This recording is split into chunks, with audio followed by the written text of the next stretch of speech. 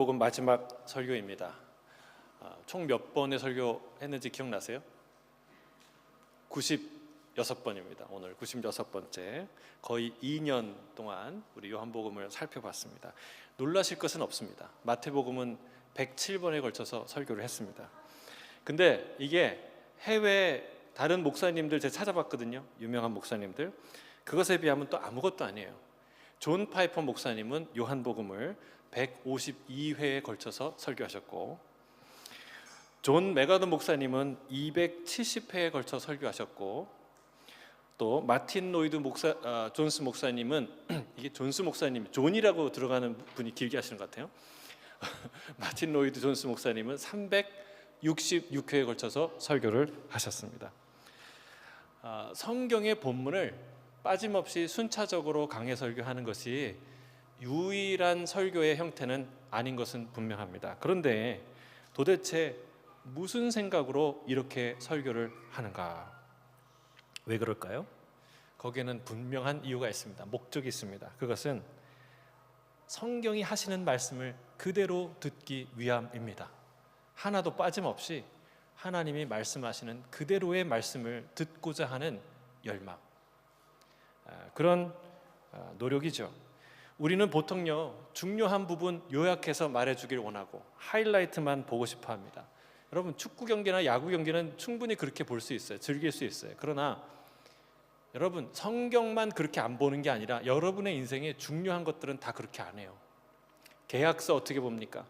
계약서는 하이라이트 보는 게 아니라 문자 하나하나를, 문구 하나하나, 글자 하나하나를 봅니다. 왜? 그 조사 하나 때문에, 단어 하나 때문에 돈을 벌기도 하고 돈을 잃기도 하기 때문에 그렇습니다. 변호사나 검사, 판사가 될 법조인은 법조문을 어떻게 연구합니까? 하이라이트로, 이 법의 취지는 대충 이런 거야, 이렇게 공부합니까? 그렇지 않습니다. 문장 하나하나, 단어 하나하나, 조사 하나하나를 다 분해해서 연구합니다. 왜냐하면 그 조사 하나 때문에 어떤 사람은 불법이 되기도 하고 어떤 사람은 무죄가 되기도 하기 때문에 그렇습니다. 여러분, 또 설계도에 시공할 때 시공자가 설계도에 기호나 문자를 조금만 잘못 해석해도 어떻게 됩니까? 공든탑이 무너질 수 있습니다. 공사 다 짓고 이거 다시 해야 되는 경우들이 종종 일어나는 거예요. 여러분, 우리 인생은 보고 싶은 대로 볼 때, 듣고 싶은 대로 들 때 망합니다. 보고 싶은 대로 보다가 듣고 싶은 대로 듣다가 다시, 아니 그동안 노력했던 게 다 공든탑이 무너지는 인생을 살게 되는 거예요. 여러분, 주님의 말씀은 계약서나 법조문이나 설계도 따위와 비교할 수 없이 중요한 문서예요. 죽고 사느냐에 관한 얘기고, 없는 것을 있게 하시는 창조주 하나님의 말씀이기 때문에 우리는 더 귀를 기울여서 목숨을 걸고 들어야 돼요. 여러분, 정말 하나님이 하시는 말씀을 있는 그대로 듣는, 오해해서 듣는 사람이 아니라, 대충 그럴 것이다 듣는 것이 아니라 하나님 말씀 그대로를 듣는 저와 여러분 되시기를 주의 이름으로 축복합니다. 그래서 주일 예배 설교를 듣는다고 다 끝난다, 그리고 충분하다는 거 아니에요. 여러분, 우리가 주식만 먹습니까? 아니죠. 간식, 부식, 외식, 야식 다 먹죠. 그리고 또 비타민도 챙겨 먹죠. 우리가 먹는 건 그렇게 먹어요. 하나님의 말씀도 그렇게 해야 돼요.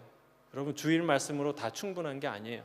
그래서 우리가 통독도 하는 것이고 암송도 하는 것이고 주제별, 인물별, 성경별 연구도 하는 것이고 새벽 예배도 하는 것이고 큐티도 하는 것이고 그리고 수요 예배도 하는 거예요. 저는 이 모든 것을 하나하나 여러분이 잘 누리시길 바랍니다. 그래서 건강한, 어떤 얘기를 들어도 정말 하나님 말씀, 이 말씀을 흔들리지 않고 오해하지 않고 들을 수 있고 듣고 순종하는, 정말 잘 듣는 저와 여러분 되시기를 주의 이름으로 축복합니다. 여러분, 잘 듣는 것이 하나님께 영광 돌리는 일이에요. 여러분, 주의 말씀을 청종하는, 잘 듣는 것이 순양의 기름보다 낫다고 하지 않습니까? 내가 전심을 다해 하나님의 말씀을 들으면 그거 누가 할까요? 하나님이 아세요. 야, 제가 내 말을 잘 듣네, 순종하려고 듣네. 하나님 영광 받으시는 거예요. 저는 이 교회가, 예수 따라가는 교회가 시드니에 있는, 아니 세계 어디에 있는 교회보다 더 하나님 말씀에 진심으로 귀 기울이는, 하나님 영광 돌리는 그런 교회 되시기를 주의 이름으로 축복합니다.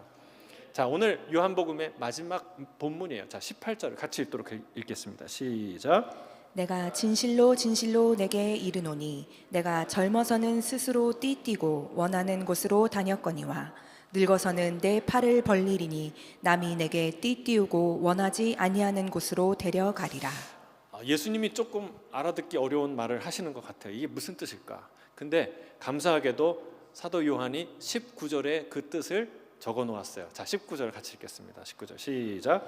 이 말씀을 하심은 베드로가 어떠한 죽음으로 하나님께 영광을 돌릴 것을 가리키심이러라. 이 말씀을 하시고 베드로에게 이르시되 나를 따르라 하시니. 그러니까 베드로가 어떤 죽음으로 하나님께 영광을 돌릴 것인가에 대한 이야기라는 말입니다. 전승에 따르면 베드로는 십자가에 거꾸로 달려 죽게 되죠. 그게 뭐 사실이든 아니든 분명한 한 가지는 베드로가 예수님을 위해 순교당한다는 사실입니다. 여러분, 그래서 그거를 하나님께 영광을 돌린다는 말을 했는데, 여러분, 주님을 위한 실패는 실패가 아닌 줄로 믿습니다. 수치가 아닌 줄로 믿습니다.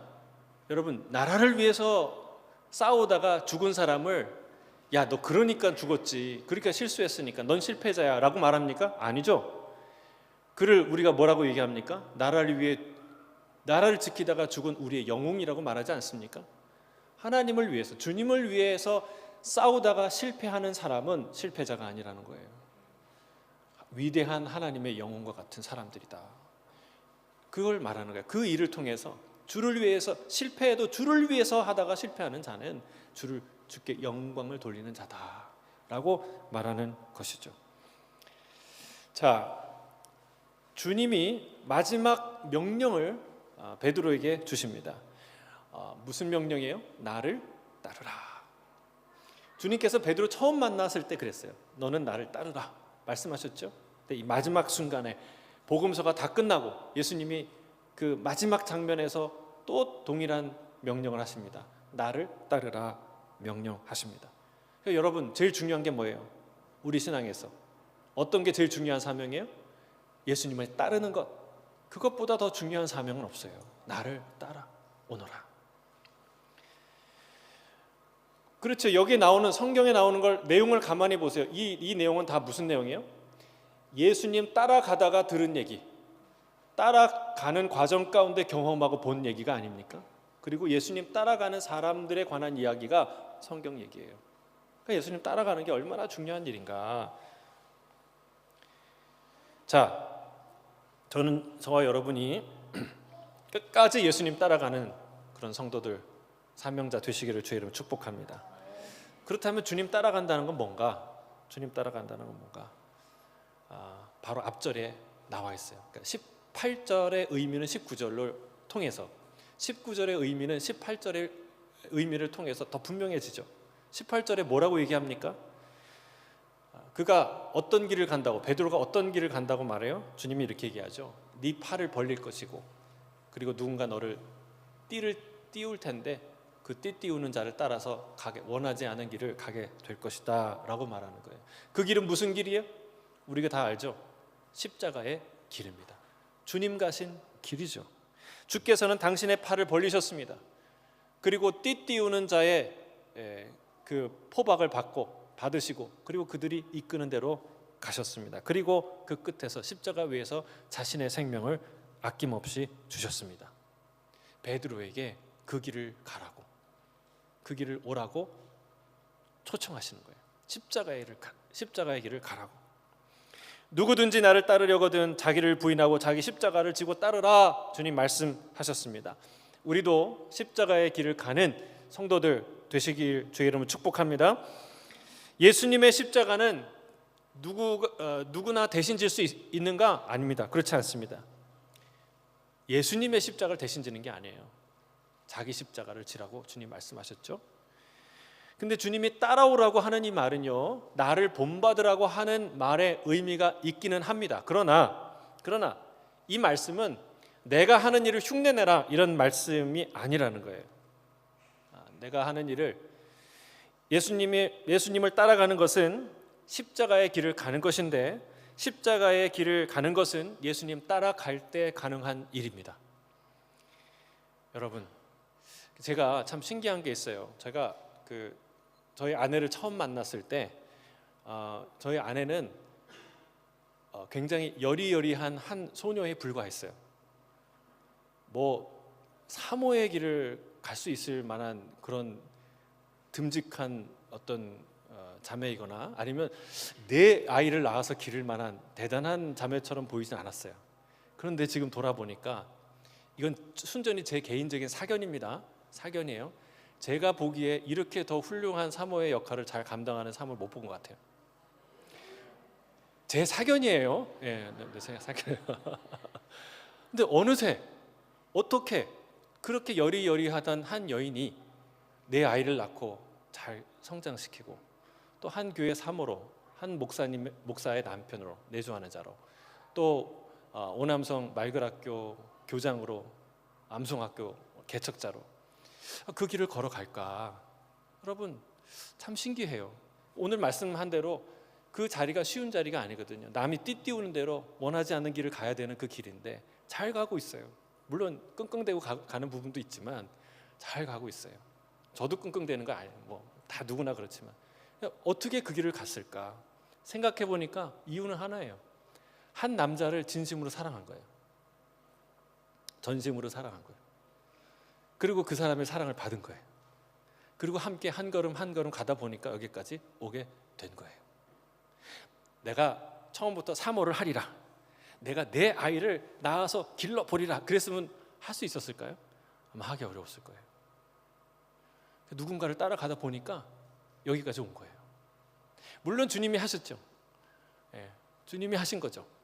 여러분, 그래서 제가 드리는 말씀은 십자가의 길을 가는 것도 그와 같을 것이다.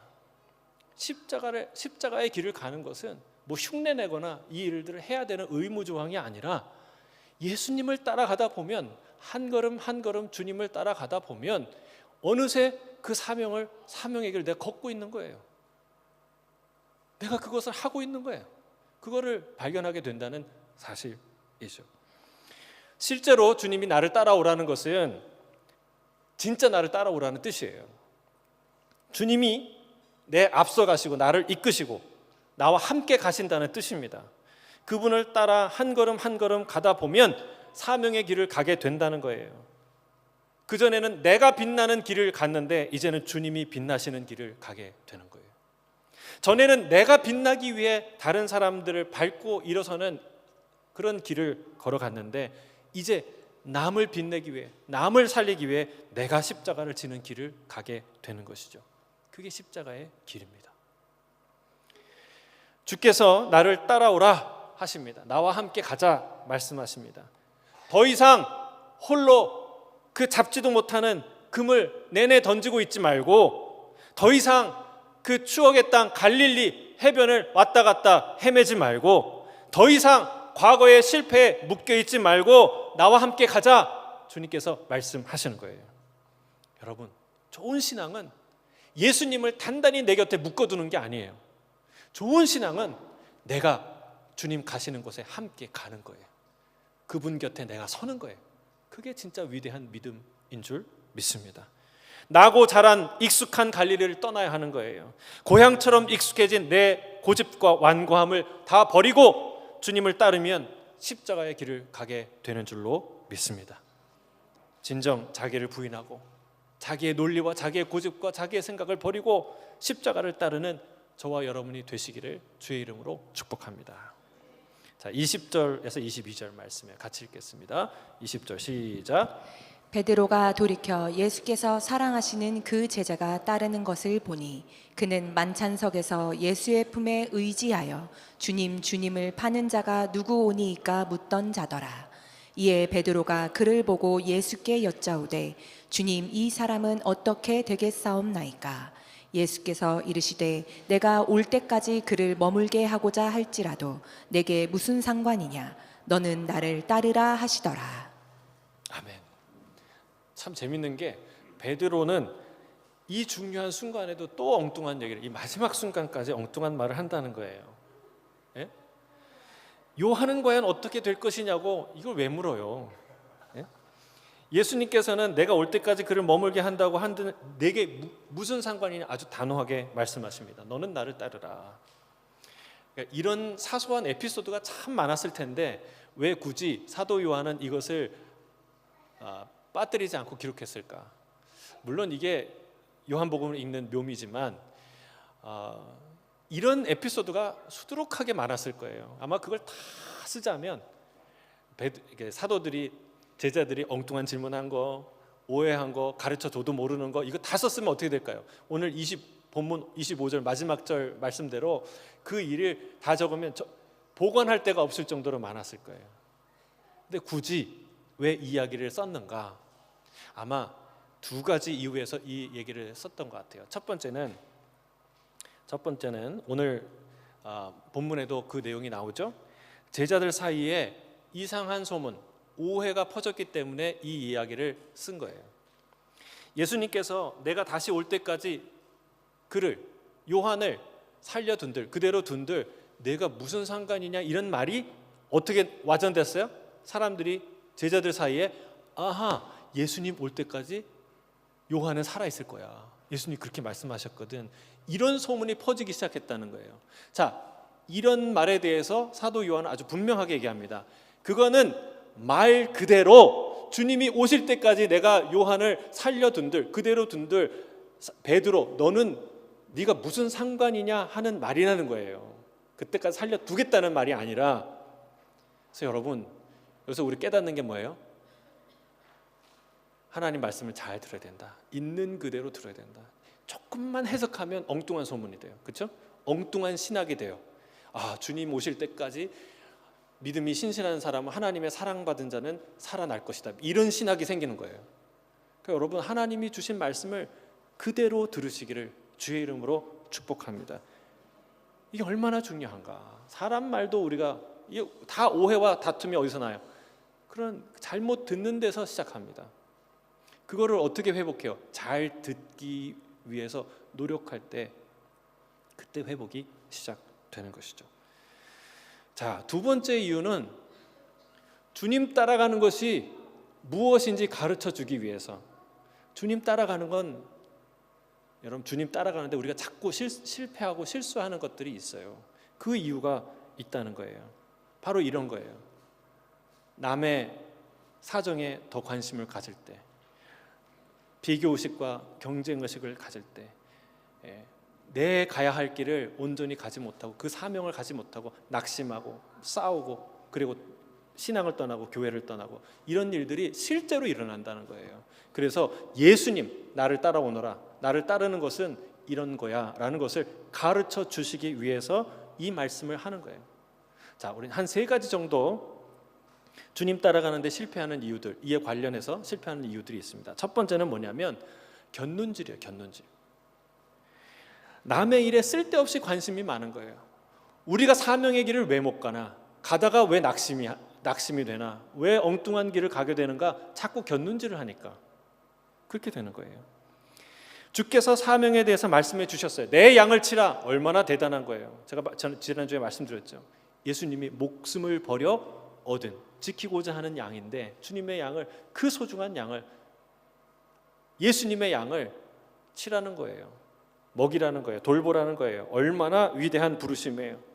또 내 인생에 대한 미래의 어떤 영광으로 하나님 앞에 영광을 돌릴지에 관한 얘기를 했어요. 어떤 죽음으로 주께 영광을 돌릴 것인지 알려줬어요. 이 또한 얼마나 큰 영광이고 감사입니까? 그렇죠? 근데 여러분 이런 감동이, 이런 감격의 여운이 채 사라지기도 전에 엉뚱한 질문한다는 거예요, 베드로가. 근데 우리는 다른가? 우리도 마찬가지. 저도 마찬가지. 다 은혜 받았는데 그 은혜의 여운이 가시기도 전에 돌아앉아서 순모임 하는데 막 그냥 커튼 말해갖고 상처도 주고, 그 문 나가면서 서로 부부싸움하고 막 다투고, 엉뚱한 말 때문에. 그게 우리 모습 아닙니까? 이 감격스러운 순간에 왜 하필이면 요한의 미래가 궁금할까? 우리가 이렇게 산다는 거예요. 실제가 이렇다는 거예요. 그래서 참 성경에 너무 감사하게 동떨어진 얘기하는 것 같은데 다 우리 실제적인 얘기를 하고 있어요. 물론 그가 친하기도 하고 친한 친구이기도 하고 함께 부른 제자이기도 하고 단짝이기도 하기 때문에 그런 궁금증이 있죠. 관심도 사랑이죠. 우리가 관심 끊고 살라는 게 이 본문의 메시지는 아닙니다. 여러분, 분명히 우리가 서로에게 관심을 가져야 되고 특별히 관심을 가져야 될 대상이 있어요. 고아와 과부를 돌보라고 하셨잖아요. 그들에겐 더 관심을, 연약한 자들에겐, 환우들한테는 더 큰 관심을 갖고 우리가 살아야 합니다. 근데 그런 관심의 대상은 별로 관심 갖지 않고 진짜로 관심 전혀 안 가져도 되는 사람에게 너무나 지나친 관심을 갖고 산다는 것이 문제예요. 어떤 관심이 있을까요? 자기 눈에 들보가 있는데 남의 눈에 티가 자꾸 생각나는 거예요. 자꾸 그 사람 눈에 티 빼줘야 되는데 그거 빼줘야 누가 안 빼준 사람 없나? 자기의 눈엔 들보가 있는데 그건 안 보이는 거예요. 자꾸 남의 생각하는 거예요. 여러분, 남의 문제는 막 커 보여요. 바늘 도둑이 소도둑 되는 거 아니야? 저거 저렇게 놔두다 보면 큰일 나는데 막 이렇게 과대포장해서 생각해요. 여러분, 쓸데없는 관심들이 소문이 됩니다. 그리고 그런 무성한 소문이 의혹이 되고 해명되지 않는, 확인되지 않은 의혹들이 우리의 공동체를 파괴하고 관계를 깨뜨리는 거예요. 사명의 길을 가지 못하게 가로막게 되는 것이죠. 베드로가 그런 불순한 의도를 가지고 질문했다는 거 아닙니다. 여러분, 쓸데없는 관심이 점점 더 우리 안에 큰 문제가 되어가는 과정을 경고하는 거예요. 그래서 시험에 들게 되는 것을 경고하시는 거예요. 그래서 주님이 무정한 듯 딱 잘라 말씀하시는 것입니다.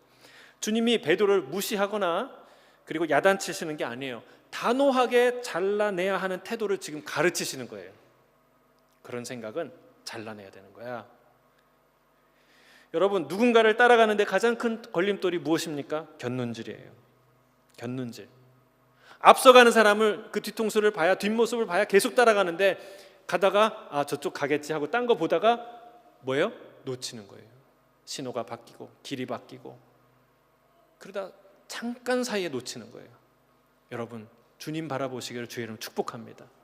곁눈질하지 않고 주님 바라보시기를 주의 이름으로 축복합니다. 주님이 뭐라고 얘기하시는 거예요? 나만 보고 따라와라. 중요한 사명 얘기하셨어요. 나를 따라오너라. 어린 양을 먹이라. 그렇죠? 내 양을 먹이라. 중요한 사명. 그거 완수하려면 어떻게 돼요? 주님만 보고 가야 한다. 이 얘기를 하시는 거예요. 자, 두 번째, 이 남에 대한 관심은 조금씩 자라서 사실 금방 자라죠. 어디에 이르느냐? 경쟁의식, 비교의식에 도달하게 됩니다. 베드로는 이렇게 생각했어요. 이렇게 생각했을 거예요. 내가 두 팔을 벌리고 주를 위해 목숨을, 내가 가고 싶지 않은 길을 가게 되고 주를 위해 목숨을 잃는 일이 있다 해도 그거는 당연합니다. 왜? 나는 이미 주님을 위해서 목숨을 건 죽기로 각오한 자였기 때문에, 그리고 한 번 실패했지만 두 번 실패할 수 없기 때문에 그 길을 가는 건 나는 마땅하다고 생각합니다. 근데 거기에 딱 질문하라 다는 거야. 근데요 주님, 저 요한은 어떻게 되겠어요? 내가 가는 길을 같이 갈까요? 아니면은 딴 길을 갈까요? 요거 질문하는 거예요. 근데 요게 왜 주님이 별것도 아닌 것 같은데 그 얘기를 달아놓고 마지막에 이 얘기를 하시는가? 여러분, 그게 우리의 인생을 쓸데없는 경쟁의식, 비교의식, 열등감, 좌절감으로 이끌기 때문에 그렇다는 거예요. 주님이 베드로에게 야, 너 나를 위해서 개척교회 할 거야. 좀 힘들겠지만 그게 내게 영광이 되는 길이야 라고 말씀하셨는데, 아멘, 감사합니다 주님. 그런데 제 요한은요 저기 대형교회 청빙받아 간대요? 이렇게 물어보는 거예요. 주님이 너한테 야, 너는 시골에서 목회를 할 거야, 선교지에서 목회를 할 거야, 그게 내가 영광이 될 거야. 아멘 주님, 감사합니다. 그런데 제 친구 아무개는요 서울에서 목회한대요? 이런 질문이 우리 안에 본능적으로 있다는 거예요. 저만 그래요? 여러분 안 그래요? 그게 우리 안에 다 있으니까 이 얘기를 쓰는 거예요. 여러분, 우리는 본능적으로 비교합니다. 그걸 인식하도록 도와주는 거예요. 이 사건이, 이 얘기가. 그게 여러분 우리 사명을 감당하는데 얼마나 중요한지 몰라요. 여러분 남의 떡이 커 보인다고 그러죠? 이상하게 똑같은 떡을 받았는데 내 떡은 좀 작아 보여요. 남의 떡은 뭐 건포도 하나라도 더 붙어 있는 것 같아요. 조금 더 큰 것 같아요. 그렇죠? 희한해요. 또 여러분 이렇게 와서 같은 사람이 이렇게 우리 아침에 인사하잖아요. 근데 나한테는 형식적으로 인사하는 것 같고 저 사람하고는 반갑게 인사하는 것 같아. 이상하죠? 똑같이 인사를 하는데 나한테는 막 형식적으로 인사하는 것 같아. 근데 저 사람은 막 그냥 손을 붙잡고 막 반갑게 하는 것 같아. 그런 생각이 들면 어떤 생각이 듭니까? 서운한 마음이 들기 시작합니다. 혹시 나만 왕따 아닌가? 저 사람들은 막 죽고 못 사는 사이인데. 이런 마음이 들기 시작하면 관계의 균열이 가기 시작하는 거예요. 처음에는 단순한 비교에서 시작하지만 그게 곧 걷잡을 수 없는 시기심으로 혹은 원망과 불평으로 번지기 시작한다는 사실입니다. 여러분, 이 사명을, 기쁨을 잃지 않는 방법이 있어요. 그건 뭐예요? 비교하지 않는 거예요. 떡 받은 사람은 뭐에 집중해야 돼요? 떡 받은 사실에 집중해야 되는 거예요. 내가 빈손으로 갈 수 있었는데 떡을 받았네, 감사하다. 이것을 여기에 집중해야 그 기쁨을 잃지 않아요. 저게 더 커 보이네? 라는 생각을 하는 순간 그건 없던 문제가 생기는 거예요. 여러분, 상대방이 나랑 인사한 거는 우리가 인사한 것에 만족해하고 집중해야 돼요. 건강하니까 여기 와서 만나잖아요. 우리 사이에 아무 문제가 없으니까 서로 인사하는 거 아니겠어요?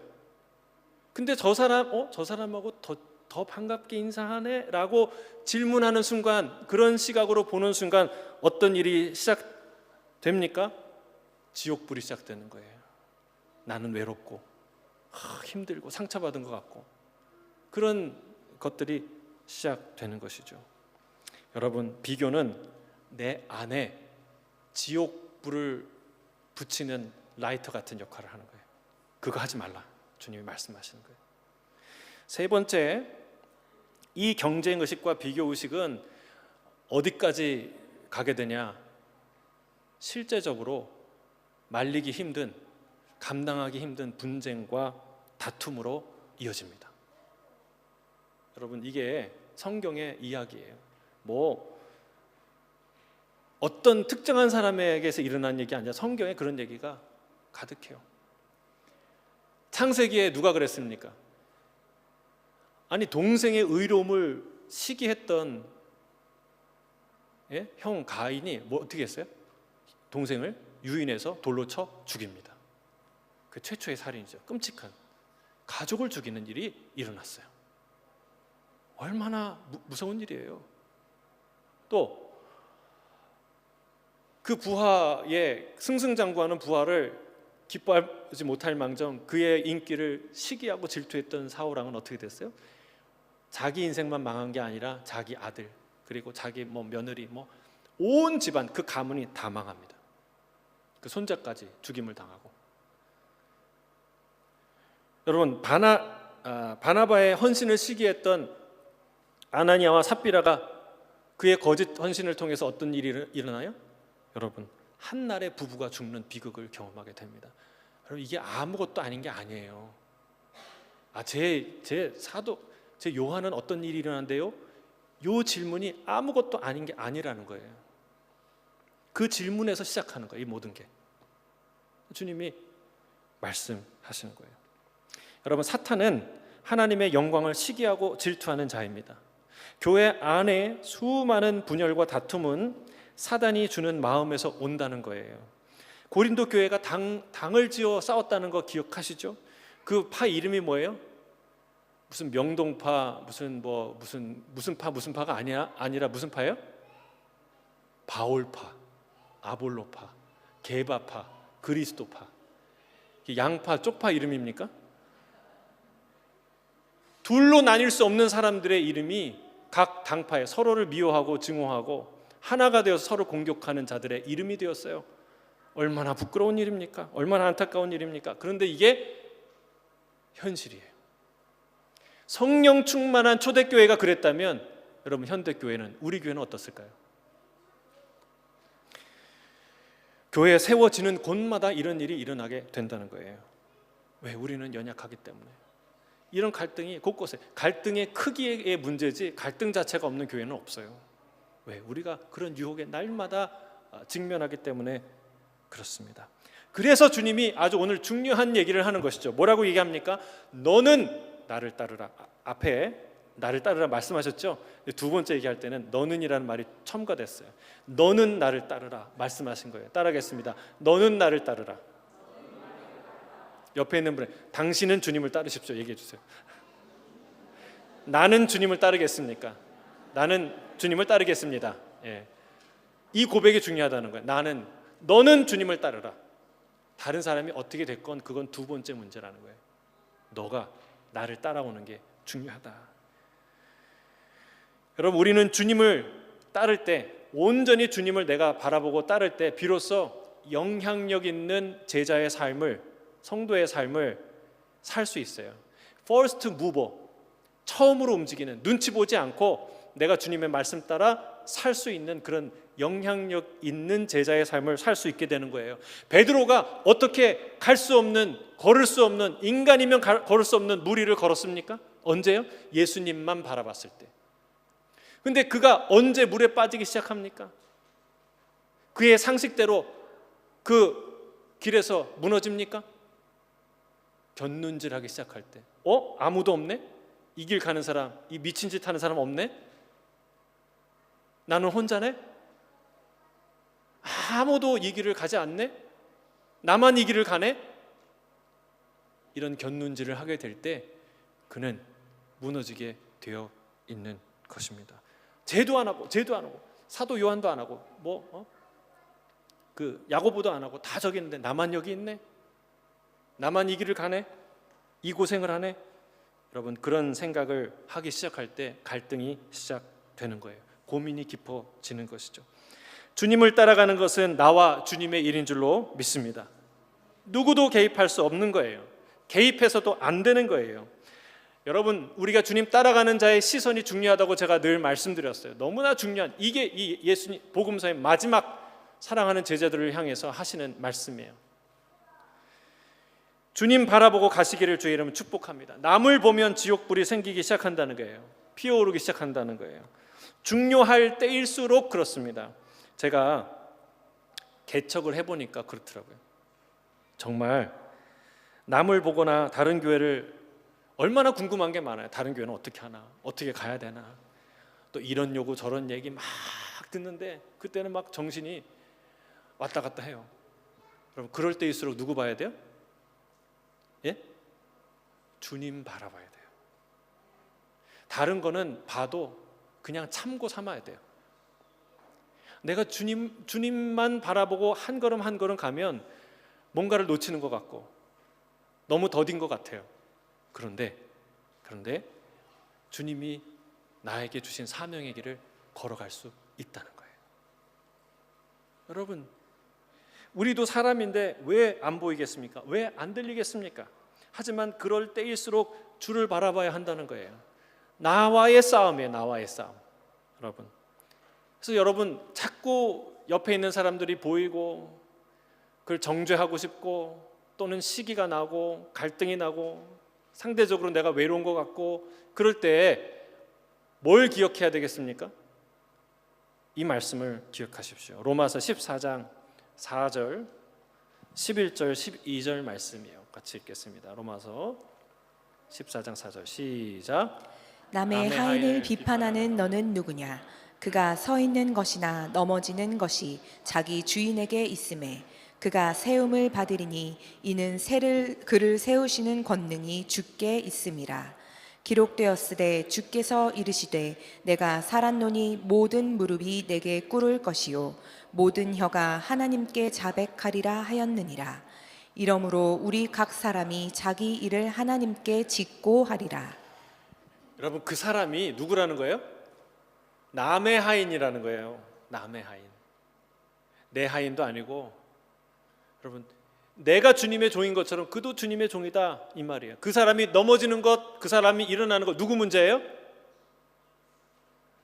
그 그 종의 주인의 문제라는 거예요. 그 종의 주인이 넘어졌으면 일으키기도 하고 또 흔들리면 붙잡아 주기도 하고, 그거 누가 하는 일, 내가 하는 일이 아니라 주님이 하시는 일이라는 거예요. 교만하면 낮추시는 거 누가 하는 일이에요? 하나님이 하시는 일이다. 우리는 뭐 해요? 너의 일을 너가 네 입으로 짓고 할 것이다. 우리는 우리의 일을, 우리의 얘기를 할 뿐이에요. 우리가 외로운 길을 가자, 그게 아니라 정말 우리가 진짜 서로 사랑하는 하나 되는 공동체로 갈 수 있는 이 위대한 원리와 말씀이, 지혜가 이 안에 있는데, 각자 예수님을 따라갈 때, 그럴 때 비로소 우리는 비교하지 않고 열등감에 사로잡히지 않고, 그리고 서로를 인정하고 사랑하고 하나 될 수 있는 거예요. 여러분, 이 길을 가시기를 주의 이름으로 축복합니다. 모든 비교의식을 내려놓고 오직 주님만 바라보는 저와 여러분 되시기를 주의 이름으로 축복합니다. 함께 기도하겠습니다. 하나님 아버지, 감사합니다. 우리를 부르셔서